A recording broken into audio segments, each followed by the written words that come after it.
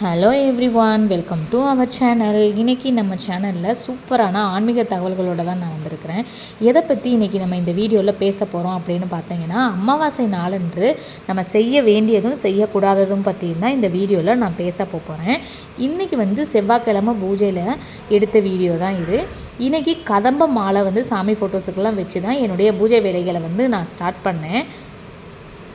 வீட்டில் மொத்தம் நான் 5 விளக்குகள் ஏற்றுவேன். காமாட்சி அம்மன் விளக்கு, குபேர விளக்கு, சாந்த விளக்கு, உப்பு தீபம், அப்புறம் இங்கிட்டு ஒரு 2 குத்து விளக்கு நான் ஏற்றிருப்பேன். அமாவாசை நாளப்போ என்னென்ன செய்யலாம் அப்படின்னு பார்த்தீங்கன்னா, நம்ம விரதம் இருக்க வேண்டியவங்க இருக்கலாம். அதுவும் குறிப்பாக பெண்கள் இருக்கக்கூடாது. ஆண்கள் தான் அமாவாசை விரதம் இருக்கணும். கணவரை இழந்த பெண்கள் மட்டும்தான் அமாவாசை அன்னைக்கு விரதம் இருக்கணும். ஆண்கள் தன்னுடைய முன்னோர்களை நினச்சி, தாத்தா பாட்டி இவங்க யார் இருந்தாலும் அவங்கள நினச்சி விரதம் இருக்கலாம். நம்ம அப்படி விரதம் இருந்து வழிபடுறதுனால அவங்களோட ஆசீர்வாதம் நம்மளுக்கு கிடைக்கிறதுக்கு சமம். அதனால தான் காலமாக அமாவாசை நாளன்று வீட்டில் விரதம் இருந்து இலை போட்டு சாப்பிட்டு அதை காகங்களுக்கெல்லாம் வச்சு வழிபட்டு வந்திருக்கிறாங்க. இந்த நாளன்னைக்கு வீட்டில் சுபகாரியங்கள் கண்டிப்பாக செய்யக்கூடாதுன்னு அப்படின்னு தான் சொல்லுவாங்க. ஒன்லி குலதெய்வ வழிபாடு, அப்புறம் நம்ம கோயில்களுக்கு போய் சாமி கும்பிடலாம். வீடு தொடச்சோன்னா கண்டிப்பாக இலை போட்டு சாப்பிடணும் அப்படிங்கிறது எல்லாருக்குமே தெரிந்த உண்மை இல்லைங்களா? அதனால் வீடு தொடச்சிங்க அப்படின்னா அன்றைக்கி வீட்டில் சைவ சாப்பாடு தான் கண்டிப்பான முறைகளில் சமைக்கணும். அசைவ சாப்பாடு எக்காரணத்தை கொண்டும் நம்ம செய்யக்கூடாது. சிவன் கோயிலுக்கு போய் வழிபட்டு நம்ம வேண்டுதல் என்னவோ அதை வச்சு நம்ம விளக்கேற்றிட்டு வந்தால் கண்டிப்பாக அந்த வேண்டுதல் நிறைவேறும் அப்படின்றதையும் சொல்கிறாங்க.